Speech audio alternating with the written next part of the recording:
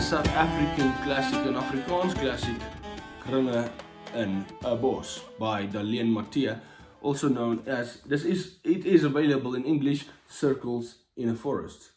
So you can definitely pick this up. I had kind of read it before, but not the whole thing. It was subscribed to us, prescribed to us in high school to read in our final year.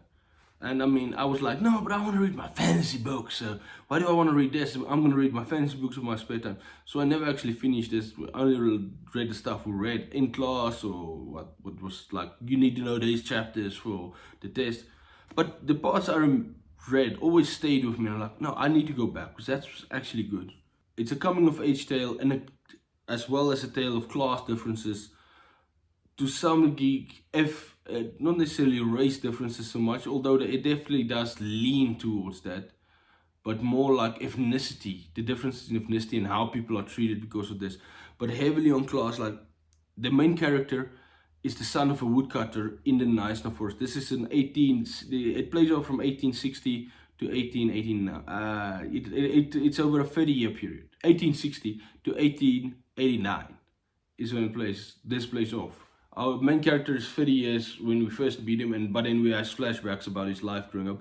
He was the son of a woodcutter in the Knysna bush.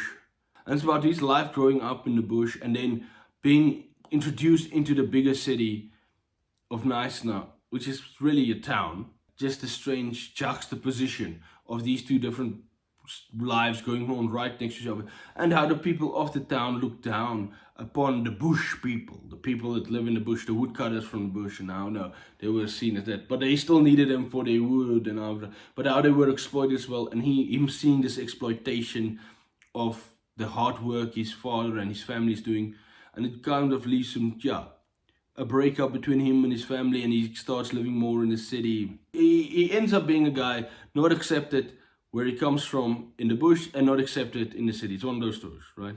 He doesn't quite fit in anywhere, and he struggles, and he's angry, and he's trying to revolt, and he's trying to be what's fair. And of course he makes friends along the way. It's everything kind of expected. I don't want to go too much in it. He falls in love with a girl he shouldn't fall in love with. Who hasn't been there? Who has not been there? And seeing this, the world through his eyes and experiences, and how he had this as a startled kid to a jaded adult. It's just an amazing story, well told, with vivid imagery. Elephants play a big role in this because they were in a Knysna forest, and it also the destruction of the natural world for the exploitation of man is a very big part. Elephants represented a lot. There's a main elephant here called Old Foot is the best way I can translate it. I don't know. I'll be curious how they translated that name into the English. But there's definitely this strange relationship between our main character and this bull elephant. And it tells this infinite, almost magical world, and the intelligence of the natural world and the elephants. And it's so many themes and beauty and how it all works together. Dalian Matthee just does it perfectly, and every beat is you feel it, and it's really beautiful. And I really, for Afrikaans, it's the best prose in Afrikaans I've read. How that translates into an English translation, I don't know, but I'm sure it should be pretty always. And the story beats are just some of them are a lot like you would expect in a story like this, but still it's done with such flourish and such in this unique world that you cannot help but enjoy yourself.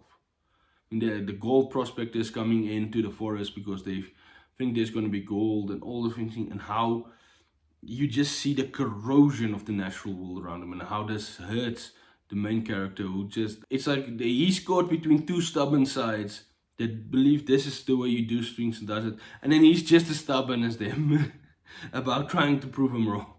And it's just brilliantly done. You will get depressed sometimes in this book because it does put our main character especially through a lot, and some of the other characters, and just human nature. A South African classic for a reason. Really pick this up. It's a wonderful book. It deserves the status it's got in South Africa and under the Afrikaans especially.